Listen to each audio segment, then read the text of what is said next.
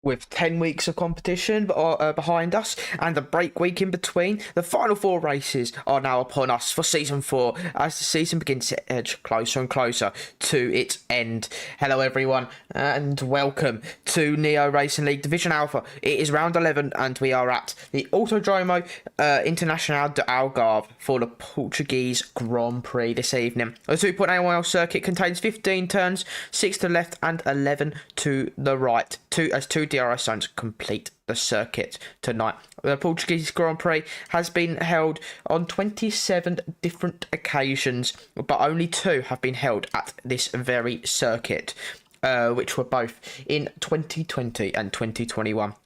Both those races were won by Lewis Hamilton. But looking to the wider Portuguese Grand Prix, we have seen some of the most legendary of drivers win at the Grand Prix. As most importantly, on one of the most legendary circuits of all, in Estoril.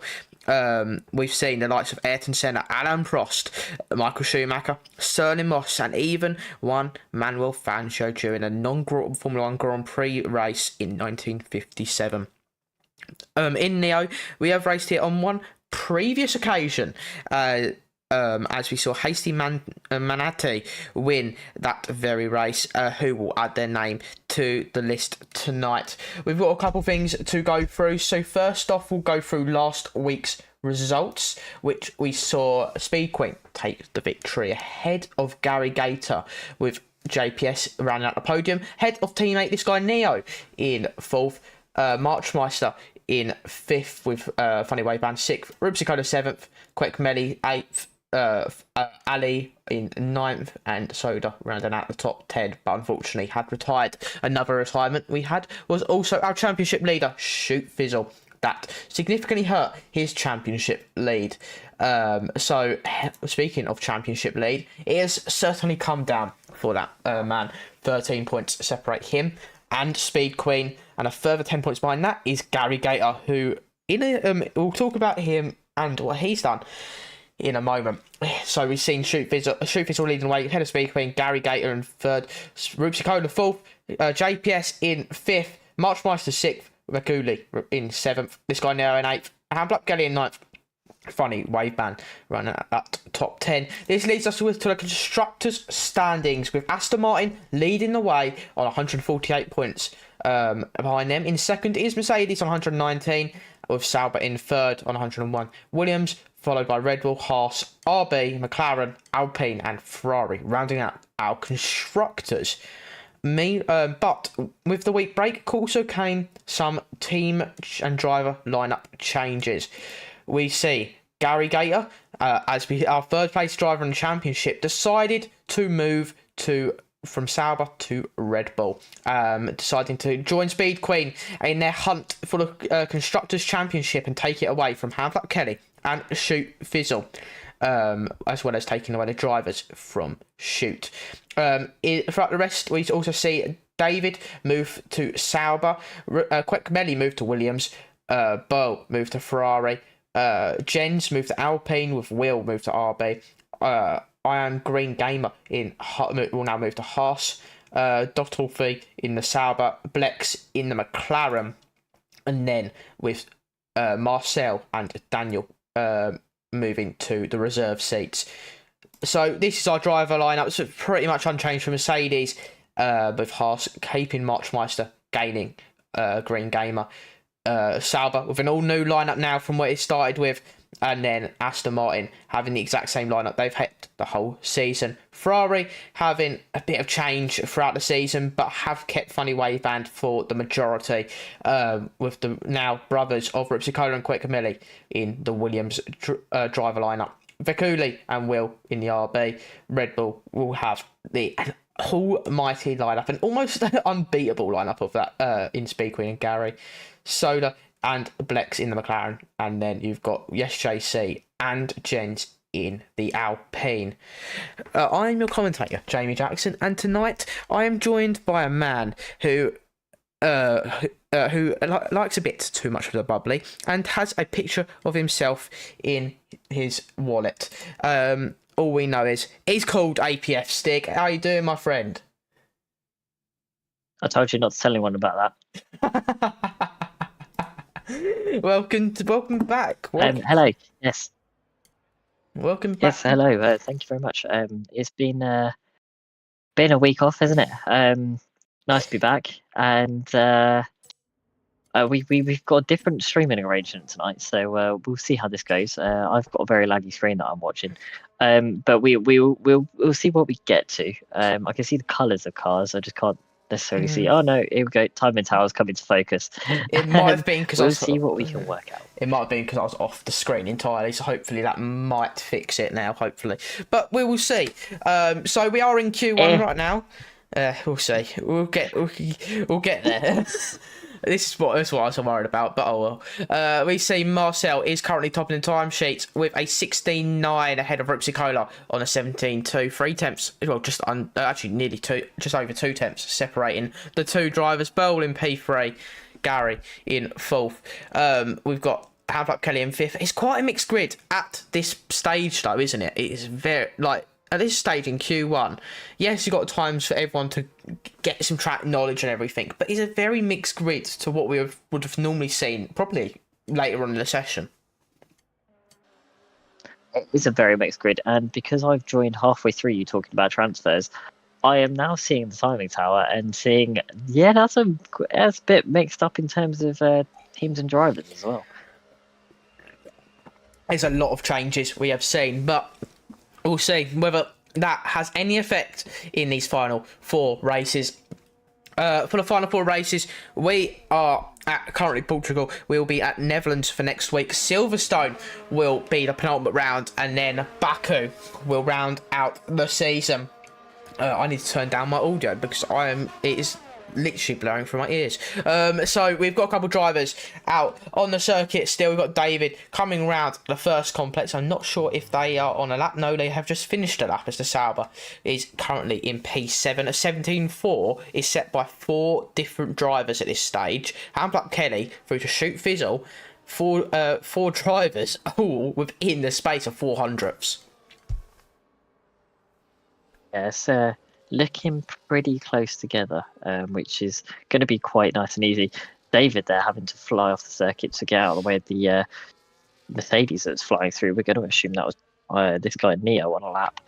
Because it looked pretty pacey there. Yeah, where is Neo? I've just got to find him now. There's so many people here now that I'm trying to find people. This guy Neo, yeah. He's P10. P10. So yeah, he's going round sector 3 as we head through one of the more roller coaster-esque circuits, if you don't mind me saying, because it's kind of like, it's much like a roller coaster. The hills, the undulation you find, it is you have so many peaks and dips. It's just so, there's so much elevation. It is just like a roller coaster, as drivers in real life have described. But we see, I really enjoy driving this track. It's like you say, elevations there, up and down and moving about, and that's all what we like to have. And nice flowing track too, it's worth saying. Yeah, certainly. We've just had Gary come into the YouTube chat. Good evening, everyone who is on our stream tonight. Good evening to anyone who is in the chat as well. We see Gary say there's no more mystery machine for him, and well, we've still got a mystery machine or two tonight, but we'll see whether that remains for the rest of the season. We will miss you in the mystery machine, Gary, but you've got an opportunity to take the fight to Shoot Fizzle and Aston Martin, with you and Speed Queen now looking like the best driver lineup, if you don't mind me saying. I think that I'm pretty confident in saying that. Heading through the last 4 races, can they catch that Aston Martin team? So we now see Marcel's retired. Yes. So Marcel has retired. So he's pretty happy with his lap. We've got quite a few drivers who are yet to, who are a bit of danger, or they have not set a time. Marchmeister and Kotkas are the only 2 drivers who haven't set times, with Wheelo, Speed Queen in the RB and Red Bull in the drop zone at the moment. One of the Speed Queen, I'm very surprised to be saying that name at this stage in the session, but we'll see whether the Red Bull can make their way into that top group, as we really should expect from a driver who is contending for the title. We've got JPS, who moves up to P2 now in the Mercedes, a 17-0 for him, as that will put him comfortably into the top 10. We've got Wheelo, who's coming round the to actually start a flying lap as we go round the final corner, and to come to the main straight, up a little crest, over the crest, and towards the start or finish line. Can the RB push that McLaren of Soda down into the bottom group, or will they be stuck there? They've got a couple attempts to find, but will they manage to find it? Down towards turn 3, lock up of that front right. Can the RB managed to just get a decent enough lap in? We've got a couple drivers now, as Soda's now been bumped down because Marchmeister goes P13, so there's going to be a couple drivers who have yet to set a time.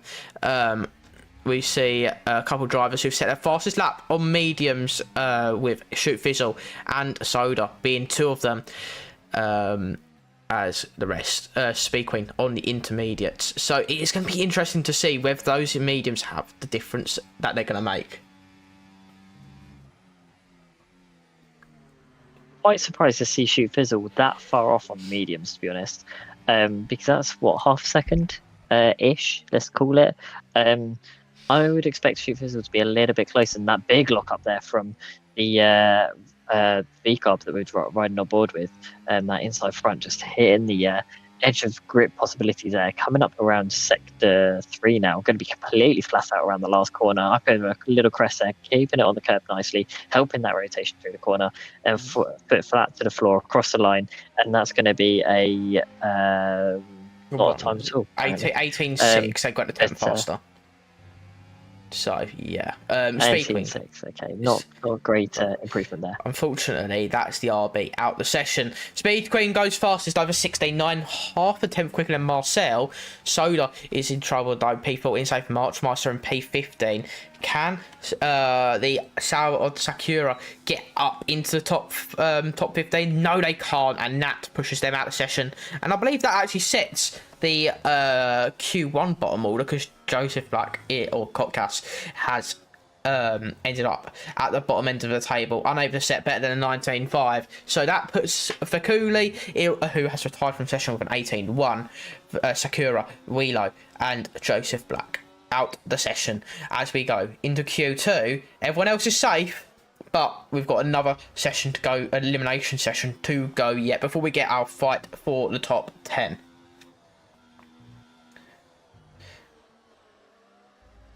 So now It'll be quite a close fight for that top 10, I think. Because we've got a lot of times that are very close together. Yeah, there's a lot of attempts. 16-8 there from Shoot Fizzle. He's woken up. He said hello. Gary is, I thought was on the lap, but guess not. He's certainly woke up. Here comes March, who's actually going to improve by 3 attempts. A 17.6 for March. As we now go into the end of the session. So with that in mind, Shoot Fizzle will lead the way ahead of Speed Queen, and that is like what we expected when we kind of loaded into this session, but what was not what we got when we started talking about it.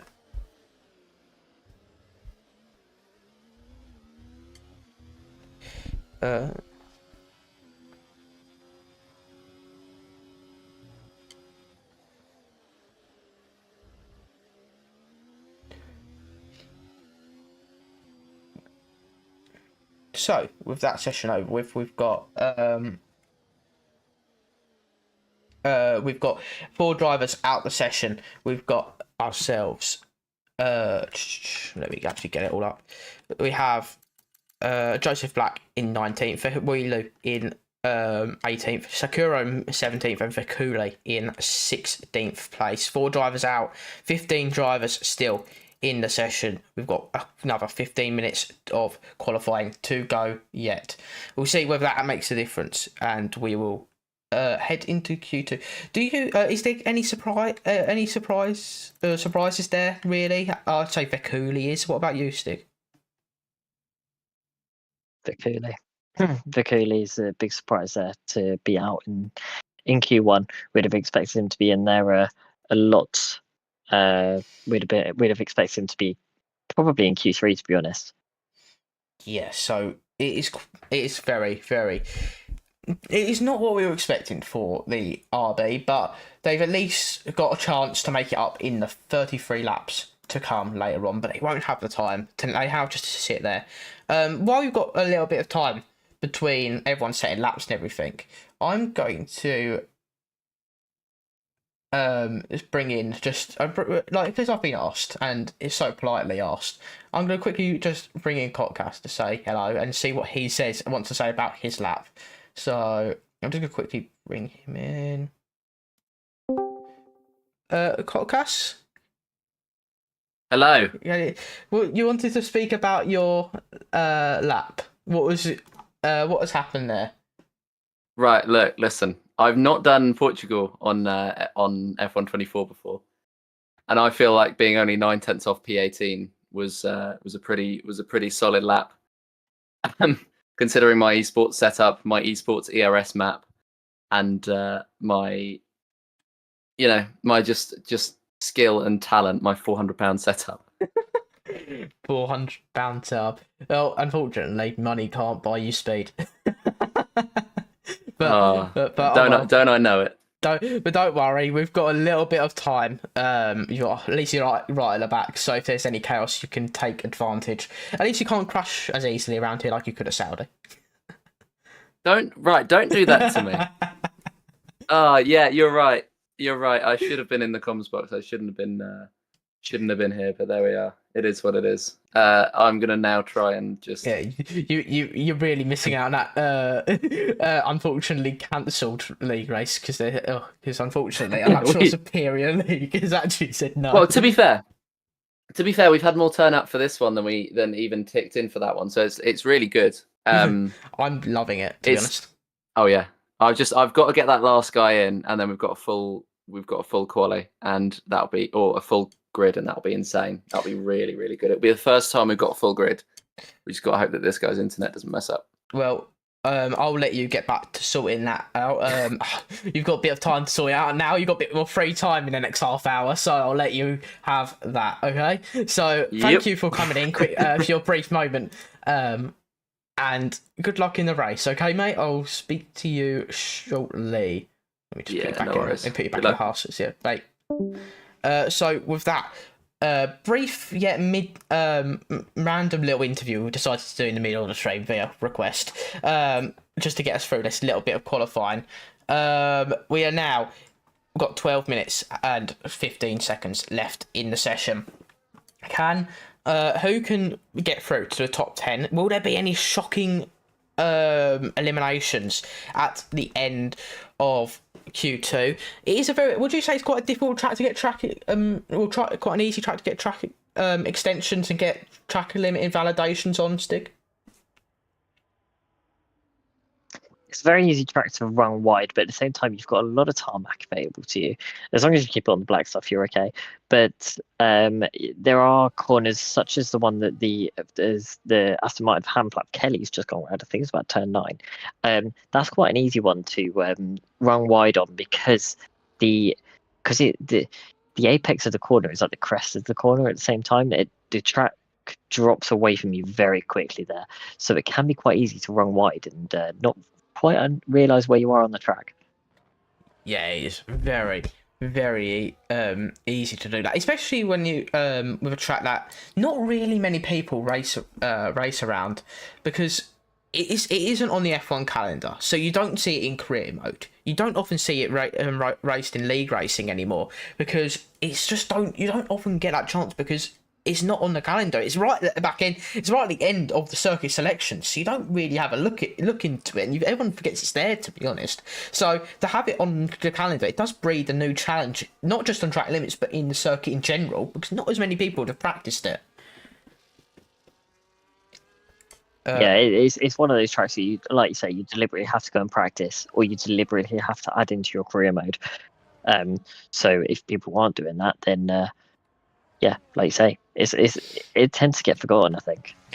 Yeah, it absolutely does. We're currently on with Handplap Kelly, who's going through the end of Sector 2. What sort of time were they doing? The first two sectors are 52.3 in the opening two sectors. Just got to nail this final part of the lap to manage a valid lap time. I've just got to get the track map up. That would certainly help. So we've got going round the penultimate corner now. Gets a decent exit. Nothing really to work on there as we go round the final corner completely flat. Has a little bit extra ERS to play with though up towards the line to maximise the miles per hour up to the line of 17.6, 3 tenths quicker than Queck Melly, but less than a tenth behind the teammate, the other Williams of Rupsicola. It is it might just be a bank. It could be on old tyres. This in Q2 I would personally use, at the start of Q2 I'd personally use only one your old set of soft tyres just to get yourself a little bit of a banker in. But some people tend to just go straight in and just go flat as quickly as possible, go flat out on a new set of softs and just take what they can, because they prefer a single lap over the course of a session and think they can just get it one and done. But some people prefer a slower build up. Well, I don't know about you, Stig, but I prefer that slower build up of being able to just have that chance to get acclimatised with each session as the qualifying goes on. But it just really helps with that knowledge of the circuit. Yeah, I think that's fair enough. I normally choose to go for a nice banker on a set of tyres, and then go for a nice faster run later on in the session, best track conditions, and you've already had a lap in. So if you need to, you've got something to fall back on. So an interesting one to consider with this track, I know it was an issue in previous games, I don't know if it's an issue with this game, was the amount of deployment that you have available with the ERS. It used to be a case where you ran out of deployment, which is the amount of battery you can deploy around a lap, rather than the amount of battery you have available, if that makes sense, in the actual battery pack. I don't think it's an issue on this game, but how you utilize your battery is a bit more of a consideration at this track because of how much you're at full throttle on this track. It's a fast track, this one. It definitely is as well, because there's a lot of long extended periods of straight like on the power. It isn't like a Hungary, say for example, where you've got a period of consistent turning, consistent movement of the car, not really any sort of straights. That's why it's one of the most difficult for a real life F1 driver, because it's just so brutal in how much is going on throughout a lap. With this, there's a little bit less. It's got a lot more straights. You've got a lot more time to use that ERS as well. But I think this is going to be this game as well. It makes it so much easier than what it was on previous F1 games and such, because it just makes it, because you've got so much ERS to play with, and you can use that overtake to manage it. You don't, Hot Lap does not use up that whole green bar, so you've got the time to, you can use that overtake button just to get through that ERS and speed up your lap. Most tracks it does 8/10 extra per lap in benefit, so you've got to play with that and make sure you use it to its full extent. And I think based on what I've heard, that next game it'll be a bit more it'll be a little bit less powerful in that sense. So we'll see whether that comes to a shock to the system and who truly benefits from this sort of ERS map system and who really deficits from it. Just riding on board with Shoot Fizzle at the moment, there's been quite a few mistakes on this lap. There's been a lock up here and there. There's been a little bit of a twitch of oversteer through here and there. Shoot Fizzle doesn't look overly comfortable with this track. Maybe it's not one of the stronger ones to drive on. He did say as well that he's been playing a lot of F1 2020, and it's a very different game. I can attest because I was playing it earlier. But it's a very different game to F1 24, and you need to be on the ball, especially on this sort of game, because you can't, because it's such a like, you've got to have be so quick and so consistent because of how the DRS and ERS works on this game. You can't really leave any room for error. So if you're even a couple tenths off for whatever reason, because of you not being well adjusted to the game over this qualifying session, that could lose you multiple positions, not just in qualifying but in the race, because you haven't adjusted well to the sudden change back from one game to another. We've got Oh, that's not what I wanted. Marchmeister currently on a lap. There we go. Third time's the charm. Marchmeister currently on a lap, going through sector 2. Can the Haas driver, who I believe is on a lap, but I'm not entirely sure based on their ERS deployment. I think they might be, say, 52.4. It seems like quite a good lap, but it's like there's still quite a high amount of energy deployment there for the Haas. As we go round the final couple. Yeah, it does seem it that way. Yes. There's a lot of flat out corners around this track though, and it doesn't. I'll be honest, I don't think March is pushing. That seems like a lot of deployment to have. Maybe it's the start of a lap. Maybe. Let's soon find out. Because it come up to the line 17.9. Yeah, 17.9. Might not be a full push, as to say. So we'll go to turn 3 now. See whether the Haas is aiming to get a proper lap, if that was their proper lap, or if they're going for a proper one now. Yeah, they're 8/10 down, so already they're second off. So maybe that was their proper lap, but they still didn't quite use up all their ERS. And with 4 minutes to go, and you're on that set of softs, if you've used that quite a bit, you've got to be careful now, because you're now 15th and out. We're going to be out of qualifying with a 6/7 gap to make it into that top 10, plus whatever anyone else makes, like in that elimination zone. So you've got to see what. You've got to be really, really careful here if you're March. You're playing a very, very dangerous game if you're not maximising that ERS. Can't see fuel load that March has got on, but it might be a case of charge push. Go for that kind of initial banker, but go for a real push later on. It looks like quite an aggressive charge they were doing then. On board with Marcel now. Is that the start of a new lap? It looks like it is. Bit of flicking the car through turn one there. Such a fast corner, easy one to run wide and invalidate the light up if possible. Maximising the track as much as possible there. Going to right at the edge of the line, flat out through turn 3. Coming up down to turn 4 now. This is a really difficult one to get the car rotated and then to maximise that traction on the exit, using up all of the track as much as possible. And we can see why they are currently leading the timing screens. Yeah, you absolutely can, because Marcel just seems quite at home with the track at the moment as we go through Sector 2. And to end the second third of the lap, it goes a bit wide and invalidates Commentators' curse as ever as we go into the... but luckily, they have actually got a lot of time. They've got a lot of time in hand, so it doesn't really matter, but I believe they just want to show how much true pace they do have. We've got a couple other drivers on laps. This guy Neo currently in P8, half a tenth up, going through sector 1. What would they do in sector 2? Does the exact same thing as Marcel, goes wide. It is a difficult corner to stay in track limits, especially if you go a little bit too fast. That was the one I said about. So we'll see whether that if that invalidation costs the Mercedes not just P8 but getting into Q3 entirely. There's 5 drivers behind them. Fanflap Kelly's deciding to do some lawn mowing. It's probably the world's most expensive lawnmower I've ever seen.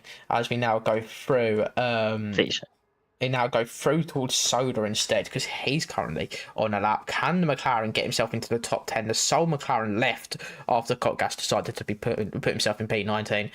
Can the McLaren do any better? Goes 400s up in their first lap. Gets very close to the Ferrari of Funny Waveband as he almost goes into the back of him. That very lucky to get away with it. Going round the final braking point, the penultimate corner. Can the McLaren get their way into Q3, rounding that final corner? Is there enough time to gain? Coming up to line over the crest. Goes 14th, only 400s quicker. That is the session over for Soda. P14 for him.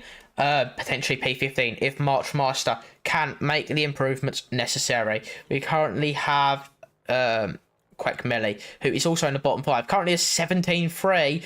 5 thousandths behind David currently in P10. That's all they need at the minute, but they probably want a bit more in hand, as now the Williams is 2 seconds off, so that is not going to be an improvement they want anyway. Funny Waveband is a 10th down in Sector 1. That Ferrari not making improvements, so we'll have to see whether the Ferrari can get themselves into Q3 and join Burl, who is currently in P8, or will that be the end of his qualifying? We now go through Sector 2 and through the final corner of Sector 2. Does he improve 300s up? That's not going to quite be enough. However, another 10th or 2 will just get themselves into Q3 through the final braking point. Oh, a bit of a twitch there, and that has cost the Ferrari, and that is elimination for Funny Waveband. The final driver to set a lap time is invalidated. Marchmeister is out. Fanflap Kelly is out. Quick Rally is also done. So Soda Funny Waveband. So that is the end of Q2, at least for eliminations. Quick Melly P11, Fanflap Kelly P12, Funny Waveband P13, Constant Soda in P14, and Marchmeister P15. That leaves us with Marcel, who rounds out once more fastest. Speed Queen in P2, Shoot Fizzle 3rd, Gary 4th, Rupsy Cola in 5th, this guy Neo 6th, Jen 7th, JPS 8th, Bull 9th, and David all go through into the top 10 shootout. A 12-minute session, and it is just going to get even more intense from here.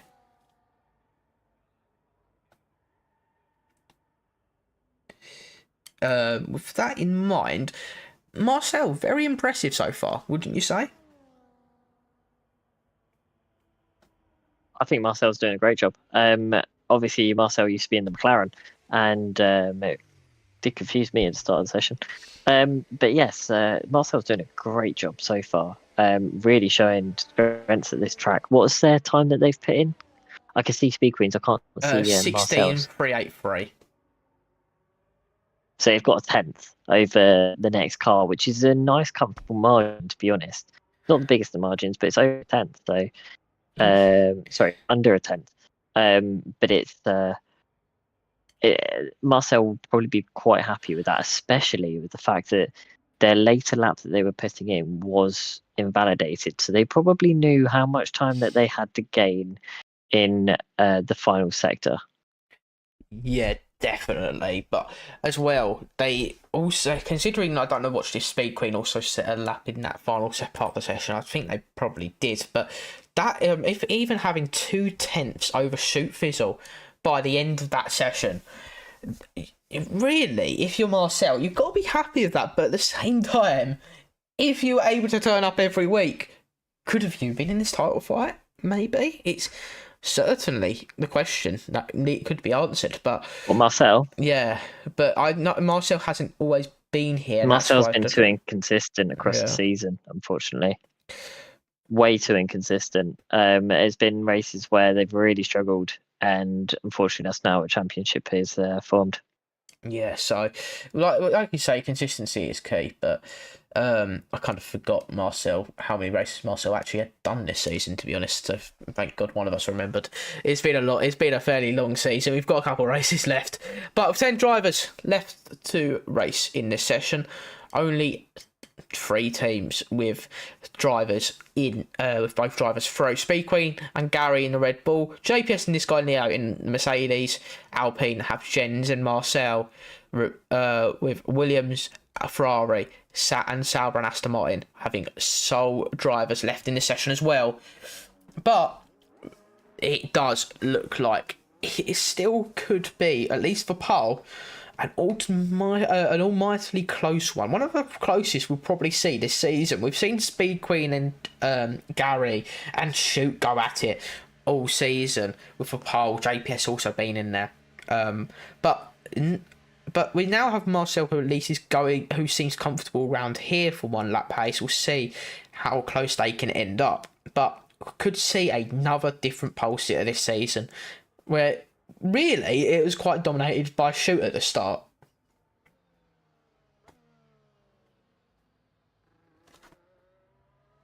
It's worth saying that it was towards the start of the season it was looking like we had pole to flag effectively, but this at the end of the season is really showing a bit of a difference in that curve, because we're seeing drivers focus more on either their qualifying pace, their one lap pace, or the race pace.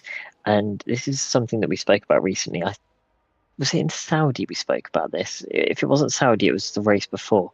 And we noticed that whoever the pole setter was clearly just focusing on one lap pace, because they absolutely dropped through the field when it came to the race pace.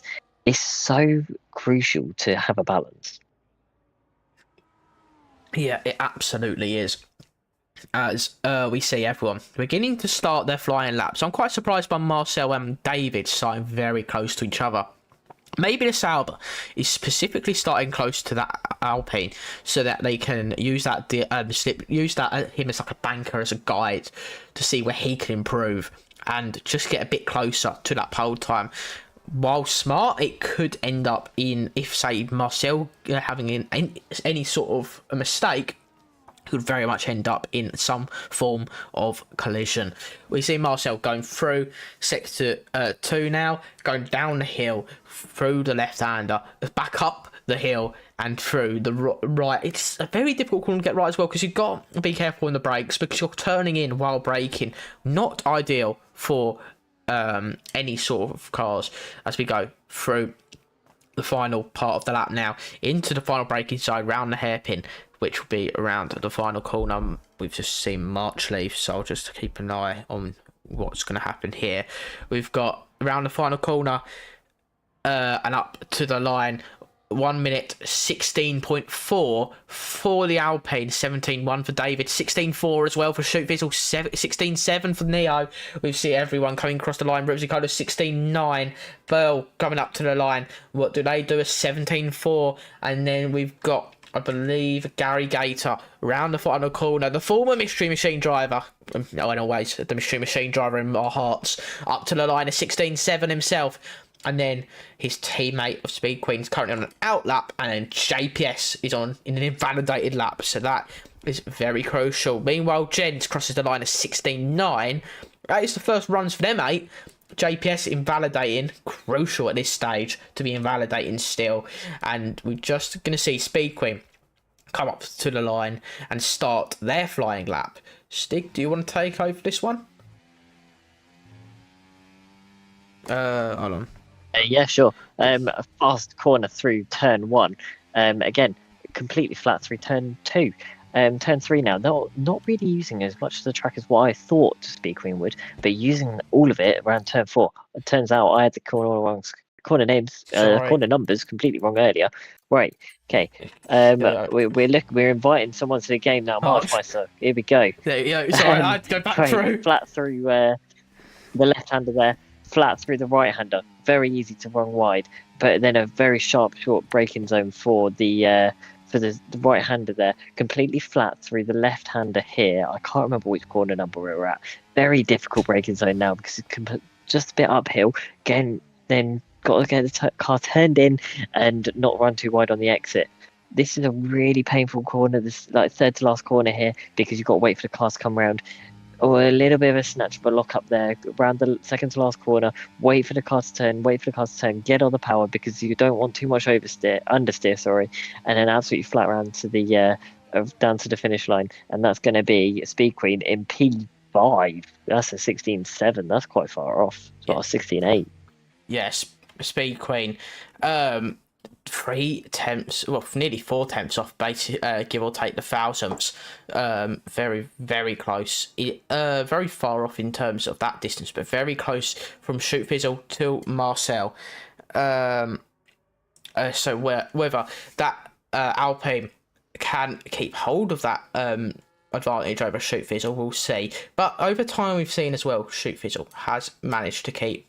Well, I say that Marcel goes faster, but Shoot has been improving slowly but surely as we go through the sessions, as he just manages to just get closer and closer and bite closer and closer towards that pole position, that P1 position, and just seems to get more and more comfortable as time goes on, which we haven't really seen from Shoot to some extent, because he's managed to often just find himself in there straight away. But today he hasn't looked the best, but he's ultimately come back closer and closer and got himself more adjusted to not just the track, but just the F124 environment. Again, like we say, not consistently playing F124 might have affected that one as well, as we see a couple of drivers. He's just woken up. A couple of drivers currently on an outlap. Yeah, he is probably just woken up. So JPS will be the next driver to start a flying lap down towards turn 1. The Mercedes, the only driver without any sort of banker at this time, with 5 minutes to go. That and the invalidation that he had at the start of the session, that could ultimately end up with him being a bit more tentative overall, especially in this latter stage of the qualifying session. We will be having a lobby restart after the session, so we'll just have to make sure everything is done after that.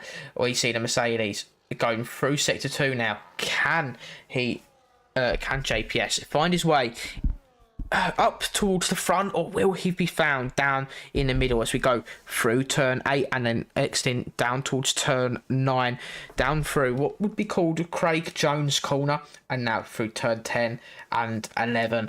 Just very difficult to get right. Doesn't go over the white line, doesn't even want to get close to it either, as we go up towards turn 13 in now, round towards the final braking point of the lap into turn 14.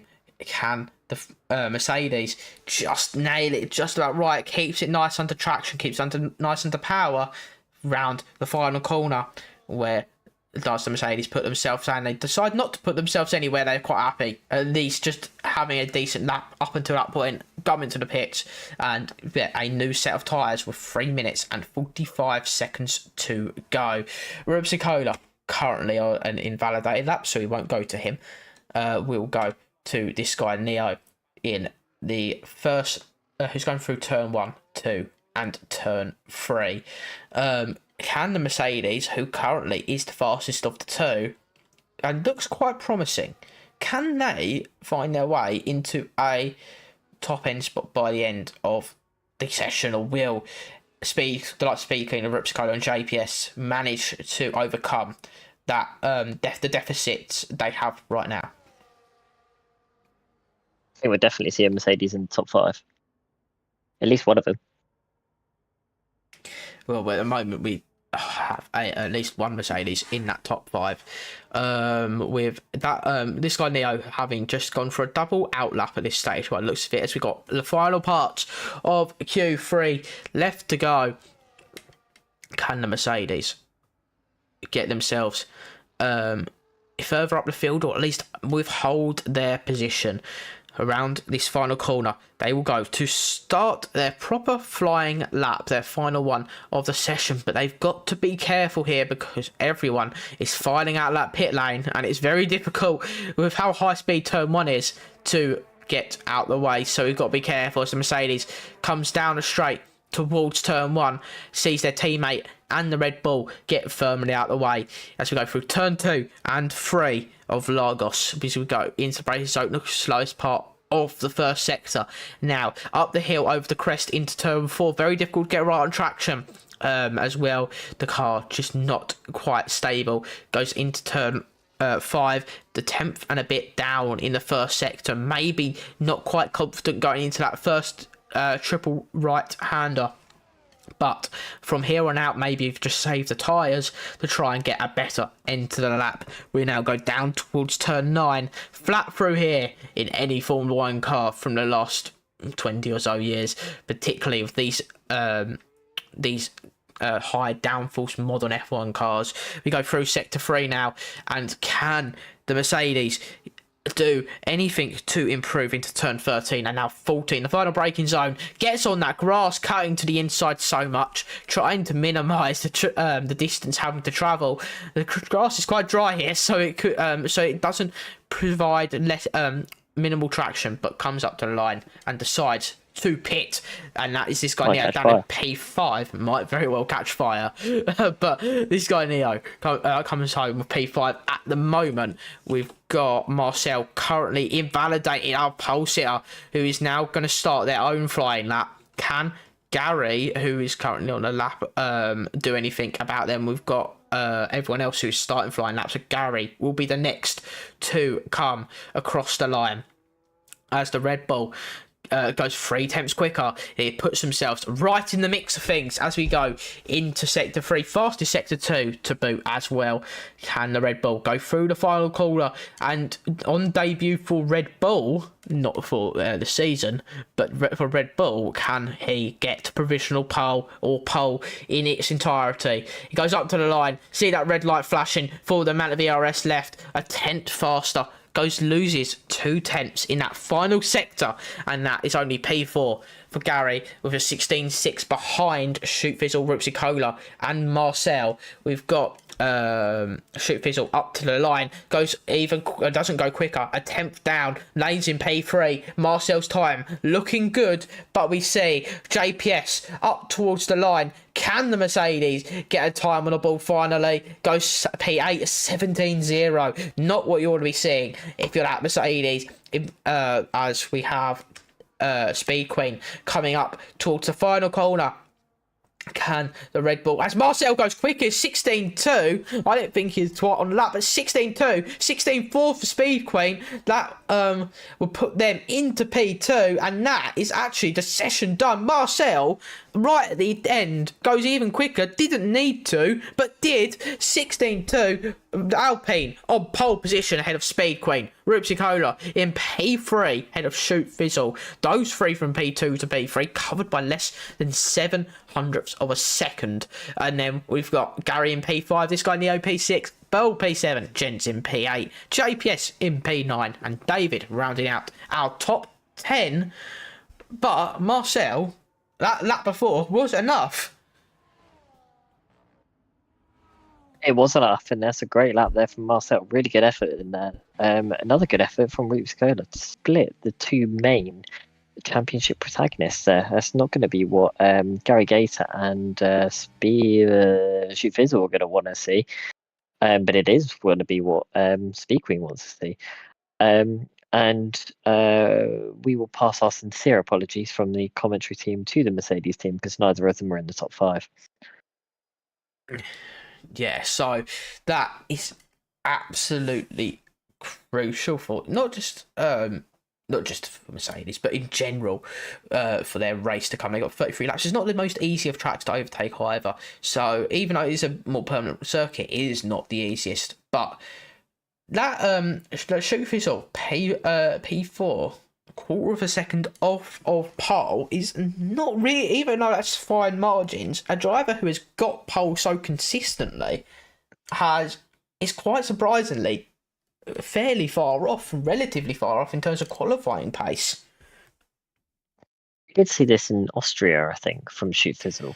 The qualifiers were like P6 or something. They were quite far down the order, and they turned it around in the race. But it just goes back to showing what I was saying before about race versus quali pace. But well, we will see whether that has any sort of effect, whether race versus quali pace, because we often say that Shoot is so quick on one lap, but then gets reeled in a bit on race pace. But today his quali pace weren't even there today, so it'll be interesting to see whether that has any sort of effect. So it's in Marcel. Or will be on pole with Speed Queen P2, Rupsicola 3rd, Shoot Fizzle 4th, Gary in 5th. But all of the 3 championship contenders all very close. But a couple other drivers are looking for their first race wins in the mix as well. We will be going to a brief intermission. We'll be back very shortly. Please stay with us as we get onto a very, very exciting, and by the looks of it, if we stick to these conditions, wet Portuguese Grand Prix. Be a few minutes. Got a jingle.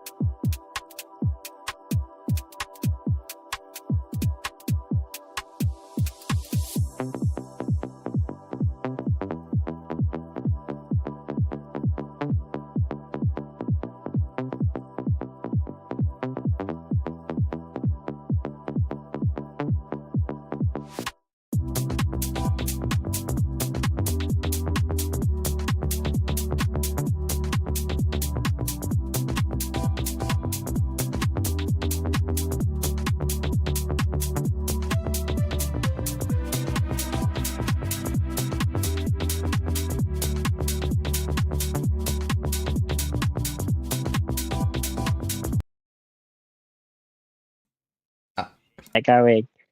Oh, it's formation lap. It's fine. They're on the formation lap. Welcome back, everyone, and welcome to the. We are back for the race. It's intermediate conditions. We now had everything now sorted when we get our 33 lap race underway after this formation lap for the chance for the top drivers to get themselves prepared, get themselves in the right grid boxes, and make sure their tyres are well and truly ready. And for some people, it is to also get a bit of a psychological reading on how these drivers are like working. Because if you have any sort of issue in this formation lap, already you're at a psychological disadvantage in comparison to your rivals, because they already see you having that little bit of oversteer, if it doesn't look controlled, that little bit of understeer, or even potential spins. We've seen that in this on occasion, but with this field coming around the lap now, it is very, very spread out. And if I'm a Marcel, I would really want to back this group up. Yeah, I was just about to say, Marcel really wants to get on with this right now. You got McLaren this halfway through sector 2 at the moment, so he really needs to bunch up the pack a little bit, because otherwise he's going to be sat on the grid for a long time. Yeah, he is going to be waiting a while, because we've got Podcast, who is quite a couple car lengths back, and that field is quite substantially spread across the whole of sector 3. So if I'm Marcel, you're going to have very, very cold tyres at this stage. I suppose the one saving grace is that the operating window for these tyres is much lower. That is very true. It isn't like a dry compound of tyre where the operating window is probably like optimised around 80 degrees. So we're now just waiting for Podcast to make his way to the grid after taking his... He was very long way off the back of the pack. That was a Sunday drive. That was a long way. Well, anyway, let's crack on with this race now. 33 lap race, round 11 for the Portuguese Grand Prix for Neo Racing League Division Alpha, and it's lights out and away we go. Marcel gets a decent start, but Speed Queen's going to come up towards closer and closer. Gets actually even better start in the second phase. Speed Queen flies by, Shoot Fizzle flies by. Marcel had a bit of a bog down that second phase. Marcel already dropping 2 positions, trying to make a move back on Shoot Fizzle. Can he make the move stick? No, he can't, because they're still side by side as we go to turn 4. Very tricky conditions to do so in that move. Here comes Rupsicola. He flies by for podium place. That Williams flies past the Alpine. Pulse here is tumbling down the order, goes for a dive, collision on the entry into the turn. The Williams goes wide. That is not what you want to be doing if you're the Marcel, who is already tumbling down the order. You're making collisions with other drivers and you just get back by, but that might be looked at by the stewards as Marcel runs very, very wide, and that gives them position back to Rupsicola. Gary, it's all over the back of the Alpine, but this has been the worst start imaginable for the Alpine of Marcel. Yeah, way too much wheel spin through every single phase at the start there. On the initial pull away, just too much wheel spin. Then making its way up through second and third gears, just carrying on that wheel spin, just allowed both the championship protagonists to get through to the next, before they even turn 1. Yeah, that is just absolutely costly for him. Speaking of championship contenders, round the final corner, Shoot Fizzle all over the back of Speed Queen. The Red Bull is going to have to do a bit of defending now. No DRS under wet weather conditions. So this is all down to slipstream and true pace. We're going to see side by side goes the Red Bull, goes the Aston Martin into turn 1. Around the outside, he pushes him a bit wide, goes Shoot Fizzle. Speed Queen trying to make defence, but they're keeping it clean. No sort of wheel banging at this point as we go into turn 4. Shoot Fizzle has the inside line, but will have the worst traction as Speed Queen keeps the outside line. Meanwhile, the Williams of Ripsicola is in the background. This is opportunity for him to make a move if these two have any sort of issue. Bit of contact mid-corner there, but they're still side by side as we go up towards the double right-hander now. Can they continue? Speed Queen just backs out as Shoot Fizzle swoops around down the inside. Goes Ripsicola trying to make an impression on the Red Bull as the Williams tries to make anything work, but no, they can't. Traction does not come at a premium on that inside line, but the Red Bull has dropped down to second. Into third, can we see We see Rubsicola trying to defend from Marcel. Can Marcel try and get back up into that podium place? No, we can't. As we see them all single file now round the penultimate corner. Shoot Fizzle has got to try and make an escape at, before Speed Queen can mount another attack. You can see Speed Queen taking a very different line through the second to last corner there, trying to just get a little bit of cleaner air and try the wet line to see if there's any better traction through the corner. Fastest lap there for Shoot Fizzle. Yeah, the fastest lap for the Aston Martin. The Red Bull hot on his heels though, because Speed Queen wants to try and close that points gap a little bit more. They're still very close, but with 4 races to go, every single point matters, particularly for that race win and second place. These guys cannot afford to make any more mistakes this season, as it could come at a very, very costly price. These two have been the better class of the field so far, and now they're trying to make the championship their own. We see Marcel trying to defend from Gary Gator. Gary moved up the inside into turn 5, but couldn't get the move done, as Marcel just has some excellent defending there. The Alpine just now trying to make sure that they manage to keep that P4 and keep in touch with that Williams, because that podium place is starting to slip away. The top 7 drivers are now pulling away from the rest of the field. They've got just over a second gap between Jens and Burl in P7 from P7 to P8, as the gaps are beginning to form. However, the track is still getting wetter. Yeah, the rain's still coming down a little bit here, and like you say, Gary needs to start making these positions if he wants to do anything about his championship. Another fastest lap there for Shoot Fizzle. Marcel looks like he's coming into a bit of his own at the moment, and starting to get a hold of that car again. We've now got a second gap between Speed Queen and Rubsicola, and it looks like Marcel's closing in on Rubsicola. Yeah, Marcel. It's looking like they've just found their pace. Maybe had to do a bit of fiddling around with the brake bias and the differential. Maybe that has caused the car to become a bit more stable, a bit more predictable, and a bit faster. So the Alpine, who was on pole, is starting to lose sight of that. Those 2 leaders. Does want to get past Rubsicola as quickly as possible. So does Gary Gator. He wants to get past the 2 of them, and not let two in front, the 2 leaders, our 2 championship leaders, get too far away and lose another number of points from Shoot Fizzle and Speed Queen. We now go into sector 3. Can Rubsicola get into keep out DRS? Yes, he can, of Speed Queen, but Speed Queen is losing time. Can Marcel get closer, because he's beginning to hemorrhage time to the Williams? What will this Alpine be able to do? Because he looks like he's dropping back all of a sudden. Yeah, it looks like he didn't have that great of a line through sector 2, but it looks like Gary now is starting to close in a little bit on Marcel and make headway where Marcel was lost out. We're just right on board with through sector 1, just see how close he can get, because you can see there the car's dancing around a little bit. Gary getting right underneath that rear wing of the Alpine, round sector 2. And is he going to have a run down into turn 4 now? He's going to be using a bit of ERS, making the Alpine go defensive. He's going to go around the outside. Can he get it flicked up on the exit? It looks like he's going to have a go, but the Alpine's covered it off nicely. Yeah, Marcel managing to just defend just for another lap, as we see Gary just trying to make a move, but as we see, as it gets now drier, the intermediate phase of this race is beginning to come to an end. But when do you make the switch to the dry tyres? When is it time for the slip and slide to be over? Because we've now got Gary trying to make a way by Marcel, but DRS will soon come into effect if it does not rain anymore. We see though Shoot has pulled that 1.7 second gap over Speed Queen.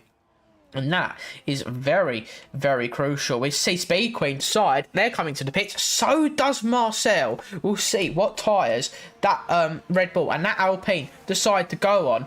I don't believe there's any fighting heading into that. We see mediums for the Red Bull. Will that be the same for Marcel? We see everyone come into the pit lane. Mediums for Speed Queen. Hards for both this guy Neo and Marcel. Half the field make their way into the pit lane, the other half stay out. Is this the opportunity for Speed Queen to get some sort of undercut, or is it a bit too early for those dry weather tyres? Looking at the time that Shoot Fizzle did, he did a 1:27.0, I think it was, and that seems a long way off of the time that I would have expected for the cars to start jumping onto dries. But we had a lot of cars come in, so Cole might have came out on the radio. The guys on the hard probably considering going to the end here. But Speed Queen obviously feels like the mediums are the way to go, and probably stop later on for maybe even softs. You also sort of think as well is that the track is still not very grippy, so those hards will be feeling absolutely useless right now. Good point. So whereas the mediums, they might be able to get a bit more performance out of them and just get around the opening laps of this stint and pull away from the rest of the field. We see Jens get a 3-second time penalty. Shoot Fizzle will enter the pit lane. But Marcel, despite being on those hards, is having a little bit of a gap, closing of that gap on the Red Bull in front.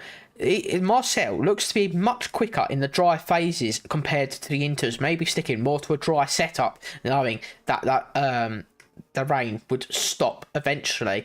Speed Queen looked much more comfortable in those intermediate phases and isn't really going to drop the Alpine as DRS has now been enabled.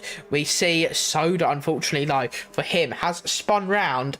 I believe he spun round on his own at the final corner, and the penultimate corner, and that is very, very unlucky for the McLaren, who's just got onto the hards. We see the Alpine just run wide. We just seen Marcel run wide. That is not what you would be doing, because he's now dropped behind Burl, and that is absolutely crucial. We need to have a talk about this, because moving away from the battle that you're just talking about, the battle in strategy is what's really interesting here, because look how far behind Speed Queen is from the cars ahead. What I noticed when Jamie was just talking you through there was the fact that Speed Queen was dropping off by at least a second a lap on that outlap. I think it was a lap too early for these cars to come in. Shoot Fizzle, Gary Gator, Roops Cola, look how much they've gained. They're at least 2 seconds ahead of Speed Queen here. That's a real strategic gain there, and I think most of these are on hards. That is absolutely crucial. Yeah, you're right. All these drivers, apart from Gary and Speed Queen, the Red Bulls deciding to go to the mediums, the rest on hards. We see the two Saubers and Jens come into the pit lane, and unfortunately for Sakura, he will be caught up behind David in the pit lane. We see Jens come out ahead of his teammate. Jens has come out 1.8 seconds clear of Marcel, who made a mistake and lost the position to Burl. But that is an almighty undercut from the Alpine. This is what I mean. I think these cars came in way too early. They came in one lap too early, and this is how much it has affected them. Jens wasn't that close up the field, but it looks like the cars that have pitted later has really benefited them. And Speed Queen setting the fastest lap this time around. They're going to need that if they want any chance of this win. Yeah, the gap is between the top four is just over a second each time, and at the moment Marcel is currently our pole sitter. It was currently having to deal with the Ferrari of Burl, who is becoming a bit of a nuisance for the Alpine. As we now go through sector 3, can Marcel now try and get away from the Ferrari? But that DRS zone is beginning to loom, because we will be entering it very shortly, and that Ferrari is within half a second. So we're now go round that final corner to start lap 9. Shoot Fizzle is getting caught by Gary Gator. Gary is on a charge. We'll keep an eye on that one. But here comes Burl. We go to the inside for the Ferrari. The Scuderia makes his way back to P6. Meanwhile, Marcel up down to P7.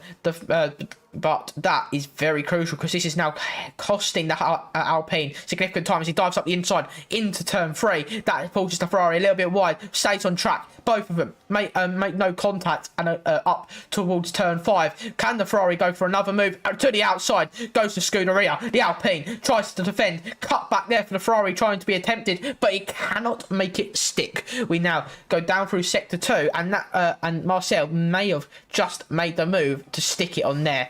We'll go to Gary through sector 2 and sector 3, and we see the back end of an Aston Martin. And a nice purple sector as well to top that off. Gary's really got some pace going on right now, and he's going to have DRS up into turn 1. So we're going to get a bit of side-by-side action. And remember, Gary's on a softer compound here. Yeah, this could be absolutely crucial as we see the Red Bull go get the slipstream. It will now turn to DRS as well for the Red Bull, but they're both burning battery. They're both trying to make the move. Here we go, side by side. Gary moves his way into the race lead ahead of Shoot Fizzle. What he wants here is now to pull away as quickly as possible because that Red Bull will now be on that softer compound of tyres and that compared to that Aston Martin and Shoot, and we're trying to get away from Shoot as quickly as possible while the hards are still not in favour.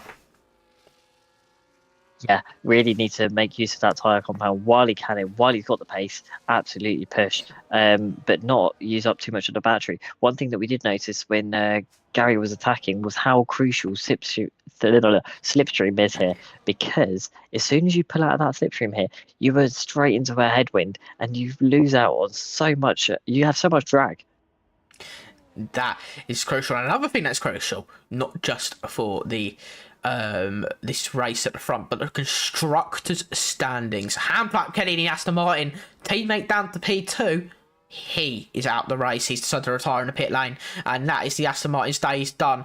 And this, while the Red Bull duo of Speed Queen and Gary Gator look to hunt down the Aston Martin pairing, are in P1 and P3. Gary, fastest lap of the race. Shoot, unable to do anything this time round into turn 1. And this could be opportunity for Gary. He just needs to survive one more DRS zone and then try and pull away that little bit more. It is very difficult to pull away nonetheless. However, it is certainly possible. 7 attempts heading onto the straight in down towards the hairpin. It is just over half a second. Can Shoot keep up with Gary, but for how long can he? Because at the moment that Red Bull looks almightily quick.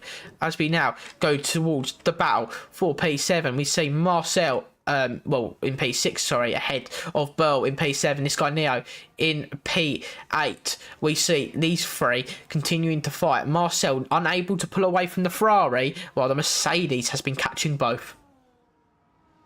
Yeah, the Mercedes is actually helping Marcel in the Alpine get away a little bit because he's been fighting this Ferrari. But these two have been going at it. Well, these three really have been going at it for the past couple of laps. So the Marcel looks to finally maybe made the breakaway because they got that 1 second window. Can they hold on to it by the time we get to the DRS detection?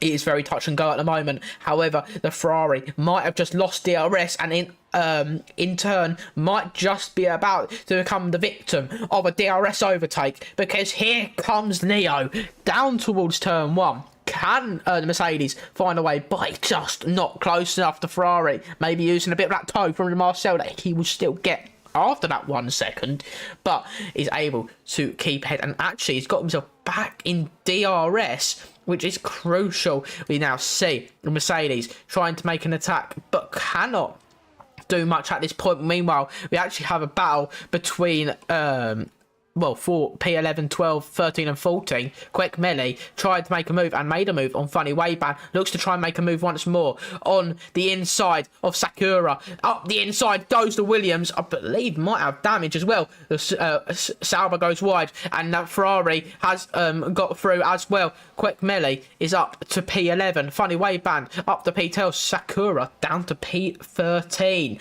This is a four-way fight that is getting quite intense.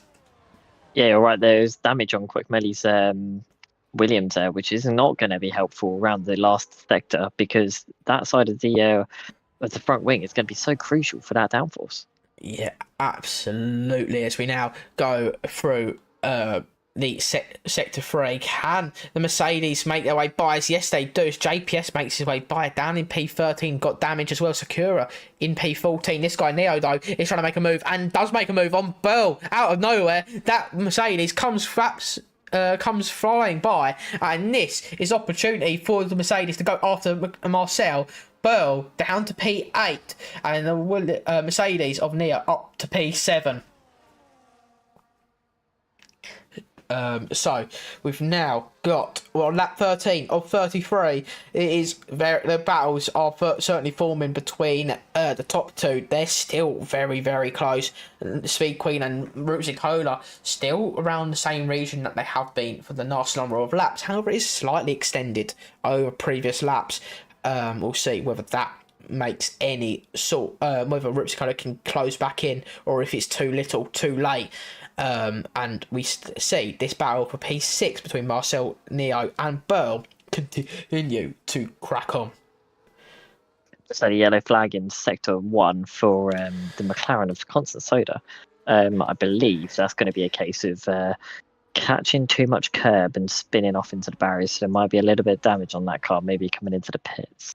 Yeah, they've also got a 3-second time penalty. It's not been the way for both the Papaya cars, let alone Soda, who's deciding to do some mowing of the circuit. I can see on the track map, so we'll leave him to that. But Neo, meanwhile, decides to do a bit of track excursions of his own, decides to do a little bit of exploring. We'll see whether Neo can close in on Marcel, but we've got to keep an eye on this battle for the lead. Gary, Shoot Fizzle, 6/10, 3 seconds behind them is Speed Queen. Can Shoot continue to cause problems for both the Red Bulls on the mediums, who probably, well, most definitely need to pit again? He's been closing in a little bit with this Aston Martin here, so I'm expecting there to be a little bit of a move at the start of the next lap. Constant Soda's now got 10-second penalty. He's not going to be happy with that. He's actually retired from the Grand Prix. Yeah, so it's 5/10 now for the Aston Martin on the Red Bull here. So it could get quite close into turn 1. Well, so he'll see whether that Aston Martin can get close enough. That DRS and ERS is almightily powerful, because here comes Shoot. Shoot flies by, shoots his shot, and he goes into P1. Gary moves down to P2. Didn't look like he could do too much, because the amount of ERS he probably had used, that red light was flashing away at the Aston Martin, basically giving him an indicator. Yeah, just go through, feel free. We'll see if that Aston Martin can continue to lead and pull away. Bit of a lock up there from the Aston Martin as Shoot tries to make gains, but just loses out a bit of time as Gary is all over the back of him, the former Mystery Machine man, as the Red Bull will continue through sector 2, and it does, the Red Bull will give him wings. So something that Gary's got to have in the back of his mind now. Look at how much he's like fighting the car now. He's really wanting to get back past that Aston Martin, but Shoot's going to have wanted to make that move because he's noticed Speed Queen's had a breakaway. Speed Queen's only 3 seconds away now, and not got the threat of Rootsy Cola behind them, because Rootsy Cola's about 2.5 seconds behind them. So it could end up being a 3-way battle. Gary Gator now could be really useful to their teammate now, and crucially for both of their championships. Yeah, so we see Gary trying to get closer and closer now once more to Speed Queen. Not Speed Queen, to Shoot. I was Shoot Fizzle. Shoot. Meanwhile, Speed Queen. It's actually starting to drop back even more from these two, maybe trying to preserve their tyres to try and make the stop from inters to mediums work. However, it is costing them time to Rupsicola, who is starting to close back in once more. I'm not sure if there was any sort of mistake from Speed Queen, but it does not look favourable as these two begin to fight. If you're Gary, you really are in now a 1v1 with Shoot Fizzle, your championship leader, and he needs to get by as quickly as possible. And he's noticed a lot of lockups come in from the car ahead as well, so he knows that he's putting the pressure on. He just needs to keep doing it, but needs to slow the car down in probably in sector 2. That's probably the best chance he's got to push Shoot Fizzle back into Speed Queen. It's more of a smokescreen Shoot is giving Gary at this point, because every single time he goes into a braking point, except that one, he decides to lock that front wheel. So basically, every time Gary goes into that corner, he's almost blinded by that the smoke that is coming off the back of that Aston Martin. As we now go down towards turn 1, can the Red Bull make a move in retaliation to Shoot a few laps ago? No, he can't. He decides to sit by just a little bit longer. As we go into turn 1, 2 and 3, the Red Bull is just trying to pick his point, and when he makes his attack, as he just hunts him down, but looks to the inside, maybe causing the Aston Martin a bit of uncertainty, because you saw him not so confident into the hairpin. It could be all part of the game plan, just to call Shoot to be a bit more wary and a bit find himself a bit more unstable, a bit more uncertain, ready for an attack on when Gary decides to strike. And this could be but Shoot could easily just not crack under pressure. He could find his way. Oh, he actually goes very, very wide. He goes quite wide there. He misses the apex again, and that is not what you ought to be seeing if you're the Aston Martin. The good thing for him is there's another corner in between him and the DRS straight. So hopefully, well, it has looked like he's pulled out a little bit there. I think Gary is charging a little bit. I don't think he's eyeing up a move anytime soon. I think he's just looking to get the car in the right position so that he can fight in a couple of laps. He needs to consider a move sooner rather than later, though, because his benefit of the mediums is probably starting to wear off. Yeah, those mediums will begin to fade into more or less obscurity in terms of pace compared to the hards. Up the inside, here we go. Up the inside goes Gary. Wasn't quite expecting it there. However, it is certainly a warm welcome as Gary tried to make the move, but Shoot had the exit, and that has made the Aston Martin keep the lead. But however, the Red Bull is certainly making all their work, Aston Martin make it all the more difficult. Finally get my words out as the Red Bull goes into sector 3 now, following the Aston Martin once more. But those tyres will certainly be becoming of age as the hards will start to come into their prime. Over the past couple of laps, Speed Queen's gained on these two by about half a second. So yeah, with that move, it's definitely helped, but it's not enough. That Red Bull could easily become a contender if they can put the pressure on, or these two make some sort of error together, and ultimately it could be crucial. We see Gary go through turn 1, 2 and 3. He gets a whole load of smoke from the front axle of locking of Shoot Fizzle. Can the Red Bull make any sort of move here? He looks to the inside once more, too far back, decides he sits behind for another bit, but that Aston Martin does not look the most comfortable to drive. It doesn't look the most comfortable at all. Shoot doesn't look as at home as what he has done at other races. But it looks like Gary is just getting in the position, ready to pounce when he can. Maybe he's just waiting for Speed Queen to catch up a little bit, but I don't think that's going to happen because these two are pushing so hard. I think he just needs to go for a move and then try and be in front to slow the Aston Martin down for his teammate.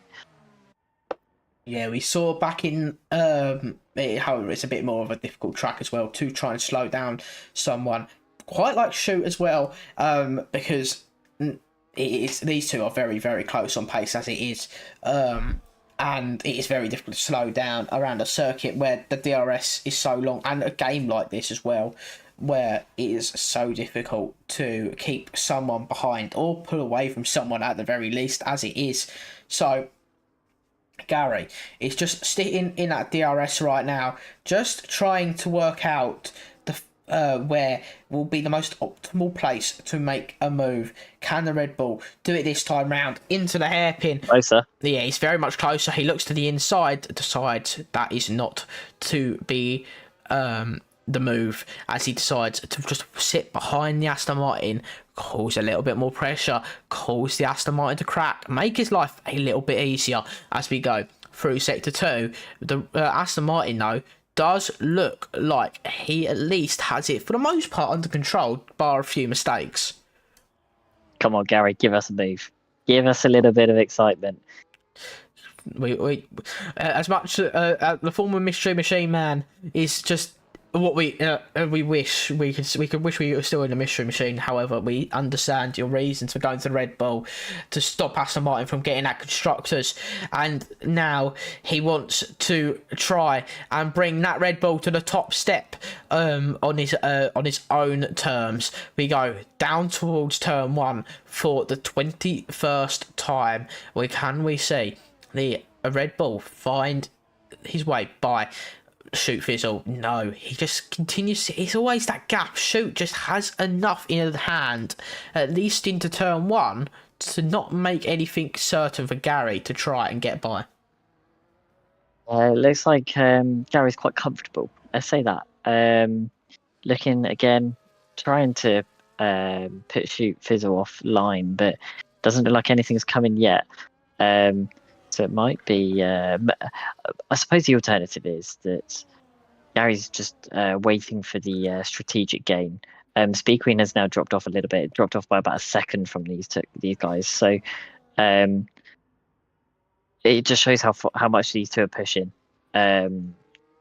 because they are being so consistent and they're staying within 3 to 6 tenths of each other. There's not a big gap between these two. So with that in mind, we've got these two just continuously pushing each other, keeping each other very much warm, with tension, with drama, and with uncertainty, all while they try and pull away from Speed Queen. It might be the opportunity for Gary to get by, though. He just has to sit behind that little bit longer. However, someone who might not be sitting behind for much longer is Neo. Neo got DRS, but so does Jens as he go in towards turn 1. Can the Mercedes make their way by into turn 1? No, they can't, but the Alpine is all over the back. Well, the Mercedes is all over the back of the Alpine, but the Alpine is also all over the back of his teammate of Marcel.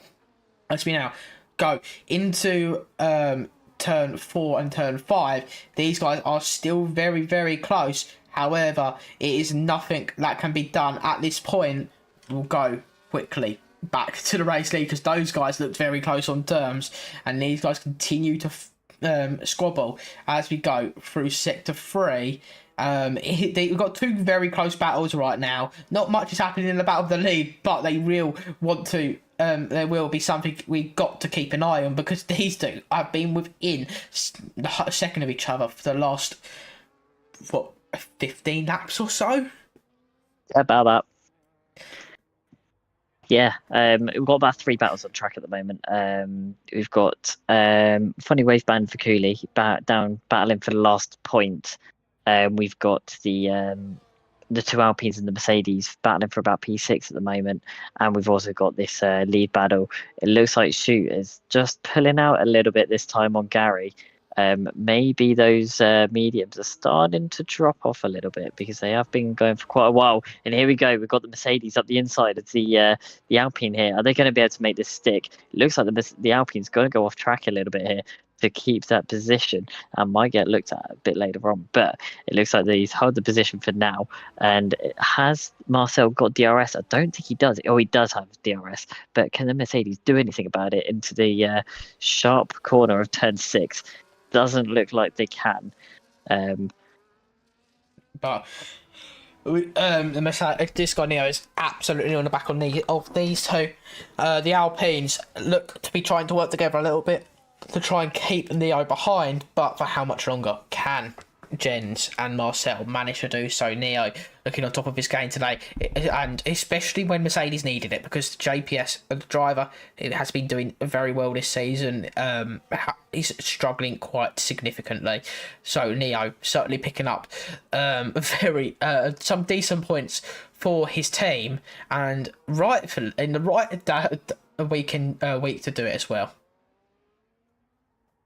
Worth mentioning Speed Queen again, because Speed Queen's now 5 seconds off of that lead battle. Oh, we've got a car coming into pits. We've got this guy Neo coming into the pits now, making that earlier pit stop from the hards, while the Alpines go and battle against each other. I think that's going to be a change to the mediums for the Mercedes driver there. But it's worth mentioning that Speed Queen is dropping off a lot. Have they got damage on that car? Let's have a look, shall we?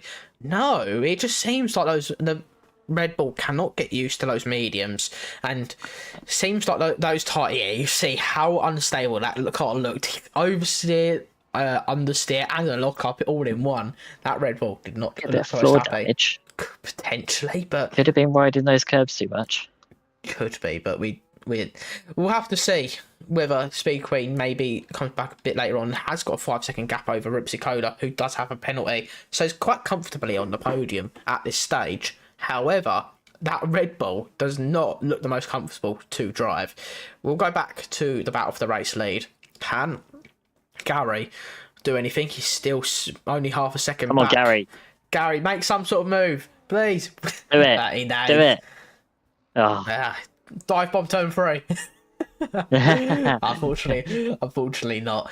But Gary just picking his moment, I guess, because he's got to also conserve his tyres more than the Aston Martin of Shoot Fizzle, and he just has to sit behind that a little bit longer. We now go into the hairpin, and Shoot just unable to do anything of the sorts at this stage in getting away from Gary, and Gary can't do anything of any sorts to get past Shoot. I saved that. Yeah, it looks like both of the cars are starting to slide about a little bit as well now. They've been pushing so hard, those tyres have got to be screaming. So I think it'll be a couple of laps before we see them come in.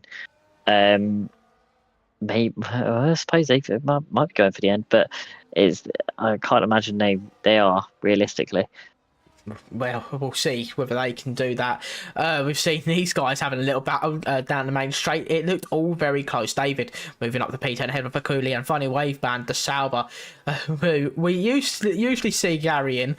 Is the Mission Machine moves his way up into the points. Can David pull away from the RB and the Ferrari behind them, as all these drivers look to now try and settle in these last couple of laps, but it is certainly not over as we go into the last 7 or 8 laps now, and it's definitely not over for the race lead. These two are very close. Up the inside goes Gary. Can he make the move stick? Is opportunity, but Shoot seems to have it covered once more, and just like when we saw it happen the previous time, Shoot are just able to defend, while Gary just unable to do anything other than just go for that move and then just fall back on traction. Yeah, the outside line there is so crucial to keeping traction going, and because of the nature of the corner, it being so tight, for Gary on that tighter line, you've got to wait so long to get on the throttle, and Shoot can open up the steering a lot earlier and get on that throttle, which has cost him a little bit. If Gary wants to do this, he really needs to go a little bit deeper into the corner on the brake, and make Shoot Fizzle turn in a lot later. But we'll see where his tactics go now. Yeah, so now we go down towards turn 1. Can Shoot keep the position? Yes, they do. As Gary trying to make something work, but Shoot just seems to have, at least when it comes to the actual defensive part, it all under control. It does seem that Aston Martin isn't the most fun to drive at times, considering the braking at times going a bit deep, having a bit of lockups basically at almost every corner. but that Aston Martin certainly able to be kept in front of that Red Bull for the last little while, as now that's only on a couple of occasions has Gary been able to get into a position where he could potentially make an overtake, but just able to manage the situation. Yeah, Gary needs to consider his attacking strategy, I think. He's done 2 moves in the same method and they've had the same outcome. So just needs to consider maybe being a bit quicker through turn 4, or maybe being a bit quicker through, or a bit later on the brakes into turn 5. Yeah, just consider the options there. It seems like as well, Gary just doesn't have the edge down towards turn 1, because it just seems like that Aston Martin can get on the power that much earlier, and Gary's just kind of stuck before that. As we see go a bit wide on turn 3, that could be the opportunity for Gary, who is a bit closer. Can Gary look to the inside, makes the move, goes later, but covers him off, cuts in, and that makes it the opportunity for Gary very, very limited, because just managing to take a more optimized line. Yeah, like I was saying, he needs to get later on those brakes. Yeah, I think at the moment, no, he doesn't want to go too late, because he is worried that it could end, rather than taking home 14 points, he could come home with nothing. But at the end at the moment, Gary just sitting behind once more is much closer than what he was this time last lap, though, so it could help him into maybe doing something into turn 1. However, there isn't much time left in this race, so the Red Bull will have to start acting now if it isn't too late already. We go down towards turn 1. The Red Bull Gary trying to make a move once more, but just does not have the straight line speed to get by or get anywhere near that Aston Martin as we go into turn 3. And just once more, as you see, these drivers both take slightly different lines, but while Gary's seems to work, they both have about the same outcome. Gary's just seems to help him down towards turn 5, and that does help him for the most part on any other lap where he was a little bit closer. This could quite easily be defensive and attacking ERS strategies, like you mentioned. Gary seems to be a little bit off into turn 1, but it might be a case of he's not using his ERS as much as what Shoot is. Shoot then runs out of ERS down into turn 5, so that gives Gary the opportunity to come up alongside. It also does help Shoot as well, considering that he has the hards, which are certainly the better tyre at this stage in the race. They both went on the tyre at the same time. They're both on 22 lap old tyres. Speed Queen on 23 lap old tyres, just unable to do anything in comparison to the two in front of them. And at the moment, it looks like it's going to be either one of these two for the race win, as we've got lap 30 of 33 with 4 laps to go. Shoot just has everything when he needs to under control, and Gary just unable to do anything. He goes very late on the brakes there. He now needs to do that a bit closer and alongside. Yeah, definitely. He needs to get that car up alongside again. I think he might have scared himself then. Those tyres are really going to be crying out now for a bit of mercy, because of the load going through them. They're going to be so worn. I'm very surprised there hasn't been a puncture for either Speed Queen or Gary, considering how long they've been on those tyres. It's like Race ain't over yet. Yeah, you say that. I was going to say they're much like real life with Alex Albon with his 57 lap old hards. But we'll see whether they can actually get to the end first before anything else happens. At the moment, if I'm Gary, you're looking at that tyre where you would not be the most happy.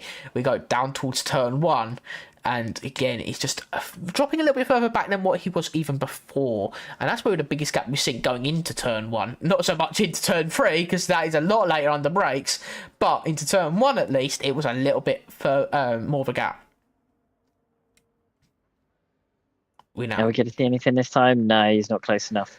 Only a couple of laps to go now. 3 full racing laps go. Yeah, doesn't look like there's going to be much happening here. But are these two drivers now thinking tactically? Are they thinking, well, especially Gary, in terms of when to attack? If he has anything left in those tyres, is he just waiting and thinking, last lap, I'll go for it? If that's the opportunity for what Gary's thinking, Shoot will surely be thinking, well, he's going to go for it in the last lap, surely. So therefore, I'm going to make sure I defend ready for the last lap. So we'll see whether he has that opportunity. But Gary has actually dropped back quite significantly. He's almost a second behind. He made some sort of significant... Yeah, his tyres either have gone or he's made some sort of significant error, because this is opportunity for Shoot to pull away. He's now 9 tenths clear, and that Aston, with 2 laps to go, might have just got enough if those tyres have fallen off for the medium runner of the Red Bull. And at the moment, with lap 32 of 33, Shoot 7 tenths, is that going to be enough? I think it might be, to be honest, because these two have been the absolute class of the field. You've got to give it to them. When they came in for the pits, to the pits to get rid of those inters and get onto the dry tyres, they timed it to perfection, I think. But yeah, it looks like Gary just is... I think he's losing out way too much on these tyres now. Maybe the mediums were just the wrong call. Maybe he was thinking it was going to be another pit stop and thought it might have been a good call, but he's had to react in relation to the Aston Martin here. He's out of DRS now. Yeah, this Shoot maybe have just turned up the boosters to 11, or Gary has just run out of tyres, because Shoot is now closing in on a race win. He just needs to pull it to the end now. He's out of DRS. He's got a bit of a clear run to the line, and we're going to go on to the final lap of the race, and the Aston Martin leads the way by 1.6 seconds, and at the moment Gary is falling by the wayside. It'd have been interesting to see how this would have turned out if Gary was up there with his teammate and battling in that way. Remember we were saying about holding up the Aston Martin earlier on in the session. It'd been interesting to see how that one would have played out. But obviously these medium tyres are really starting to drop off the cliff. They just don't quite have the lifespan that these Red Bulls needed, and they've really suffered today. Yeah, and that is while they tried to make it work, and yes, they've got a P2 and P3. Shoot has been on those hards as at the same time and not let the tyre deficit get to him, and it has certainly paid off. He's going through sector 3 now and is looking to close out the round 11 with another race win. Class of the field this season, he has been certainly going to extend his championship today. He DNF'd last week, comes back this week with a vengeance, rounds the final corner to come to the line and wins the Portuguese Grand Prix. The Aston Martin of Shoot Fizzle takes and extends his championship lead over Gary Gator in P2 and Speed Queen in P3. And that is our podium. Rubsy Coda in P4. Marcel will become home P5 on track, ahead of Jens in P6. Burl in P7 will come up to line without a penalty and will, unlike most of the field, come home without be one of the only people not in that club without with a penalty. That Ferrari done an excellent job today as well. Marchmaster P8, this guy Neo P9, Funny Wave Band, the other Ferrari, will come home in P10. However, if my memory serves me correctly, he's got 22 seconds worth of time penalties. So, with that in mind, we've got he will actually drop probably down to P13 or P12 actually when all is said and done. Funny Wave Band will cross the line in P10, but Sakura on debut will come up to the line and finish in the points with David in tow in P11. Funny way Van will drop down to P12. JPS will come in P13 and a quick melee in P14. Shoot Fizzle wins the Portuguese Grand Prix, extends its championship lead, and with 3 races to go, he is starting to cement his name on that season 4 Drivers' Championship. Yeah, not the day that the Rebel drivers wanted for their driver championship, but in terms of constructors, it's a really strong day for them because the second Aston Martin retired from the race. But while constructors will certainly be going into the favour of the Red Bull camp, at least for this round, the drivers is going in the favour of Shoot Fizzle, and that's what he truly wants by the end of the 14 races. These 3 have been really the top. These 3 have been the class of the field for the whole season. These 3 have been absolutely astonishing to watch race and just see how they drive, and they've been above the rest for the whole season in terms of consistency, and it looks like those Shoot will come is starting to cement that a little bit more. We will get a little bit of the interviews done today, so I'm just going to quickly invite a couple people in. Let's quickly invite, because I know Shoot and I know Gary are normally up for one. Where is it? There you go. So we'll quickly just go to an intermission. We'll be back in a couple minutes for the interviews. Won't be long.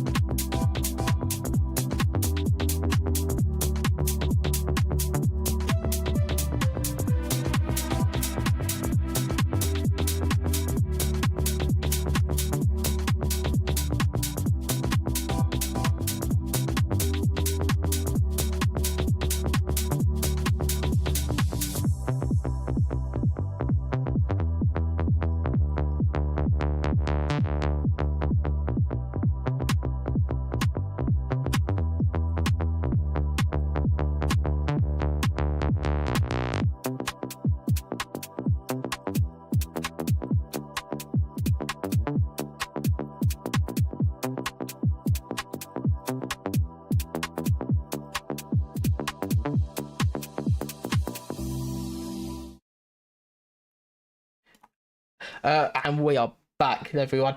We have our race winner for the Portuguese Grand Prix and still championship leader, Shoot Fizzle, in the comms box with us now. How are you doing after that race? Congratulations on your win. How are you feeling?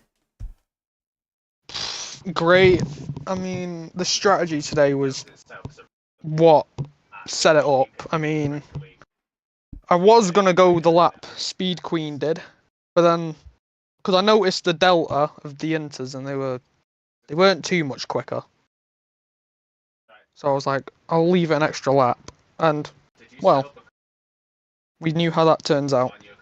Yeah, it looked like you and Gary as well made the right call, at least on when to pit, because you guys had a well and true advantage. Was that? Did you feel like it was the when you were in that situation? Did you feel like when Speed Queen pitted, did you feel like you might have made the wrong call, or were you just certain the extra lap on Inters were going to make the difference?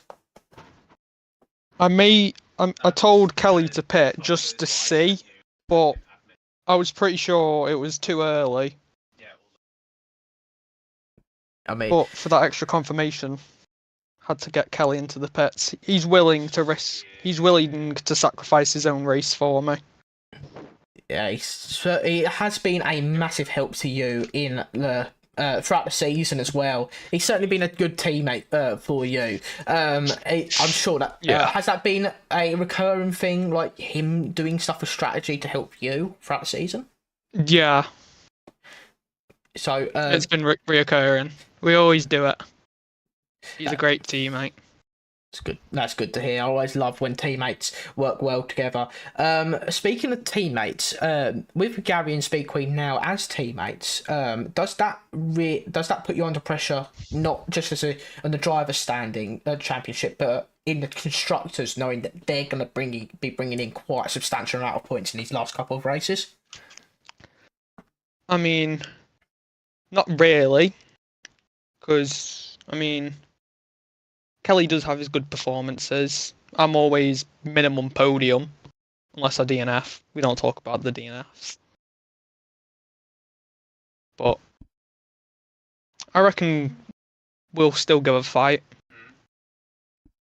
I reckon it'll come down to the last race. Well, it certainly has helped that you've got this win today. So heading into next week, we have Netherlands. It is a sprint race. How are you feeling heading into next week? Or you feeling good, or is it a difficult track? I'm feeling amazing. I absolutely love Netherlands. So are we predicting another victory for the Aston Martin, or is it going to be a tight one? Quali wise, maybe. Race pace wise, I might just dominate. Because me and Gary today, we both dominated at a track I'm not too comfortable at, because especially on hards, the hards feel awful. They didn't look the best when you first put them on either. So, but you certainly pulled it off with that. That was an extraordinary stint as well from both of you, considering how long you both were on those tyres and how quick you were going. So, congratulations on this win. Good luck for next week. Enjoy that championship lead. Now it's a bit more solidified, and I will speak to you next week. Thank you for jumping in, mate. I'll do a quick shout out for Jens on his debut going P6, because I didn't think he was actually kind of quick. Realistically, he done excellent today. To be fair, he kept it I've up. got to give it to him. Yeah. Now me and him have got to do tickets. Right. So for another league. Well, so I'll let you get on with that one, mate. Thank you for your time, and good luck for next week. All right, mate. Yep. See you next week. See you next week. Bye. So, right. We're just gonna quickly jump. I'm just gonna quickly jump into Red Bull, like you said. Just quickly, yeah, do. Let me quickly jump in. Yeah, go on.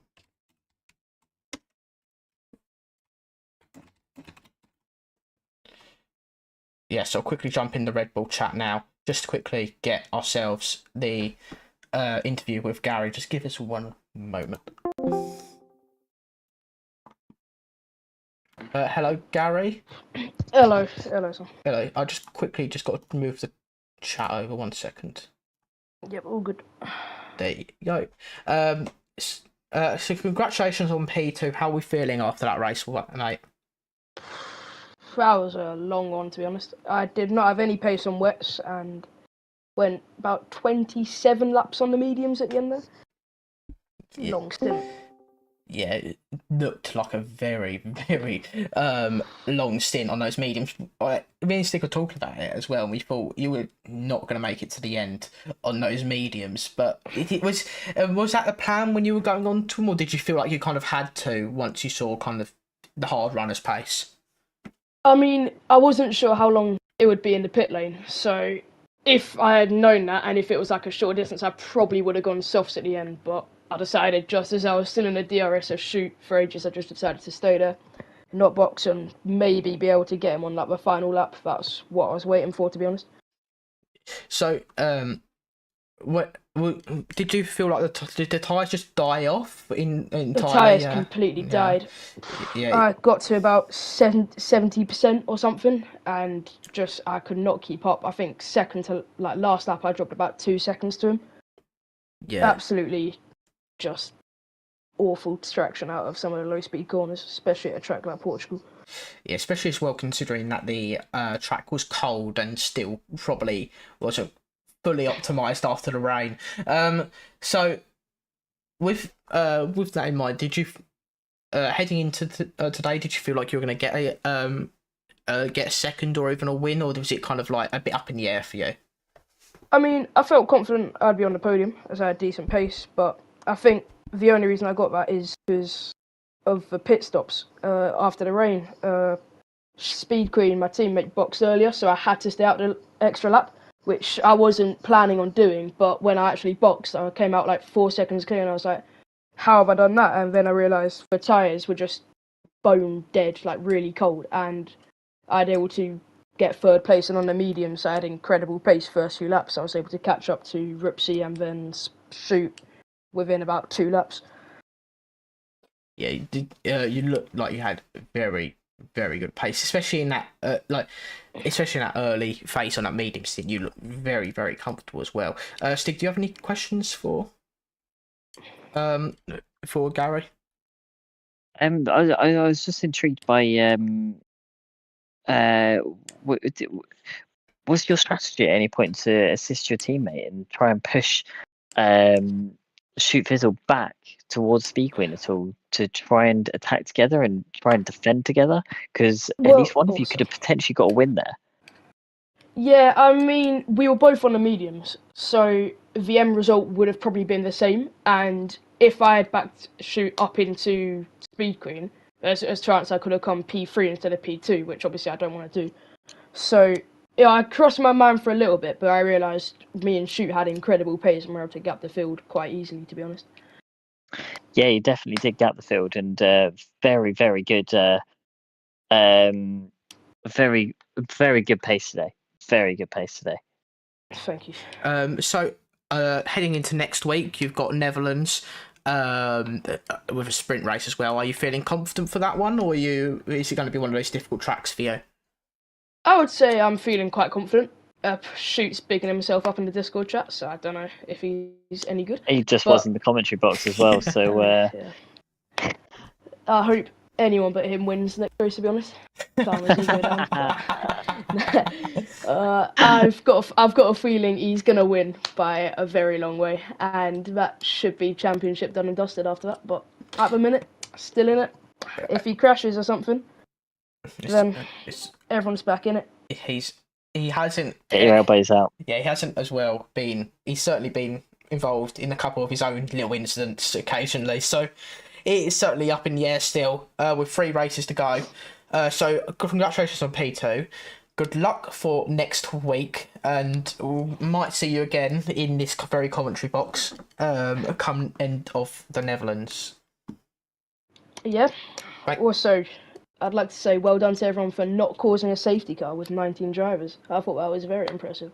Oh, I thought there was going to be a 1-on-1 point, but yeah, you're right. Yeah, you're right. Actually, I thought there was. I didn't even realise that. So yeah, thank you everyone for not actually causing a safety. Much more improved than what we had at in the first race. Yeah. Well, thank you, mate, for your time, and good luck next week. All right, mate. Thank you very much. Thank you. I'll see you next week. See you next week, man. With that in mind, everyone, we are going to end it there, and we will be back next week for the sprint race and Netherlands. We'll catch you all then. Thank you all for watching, and goodbye.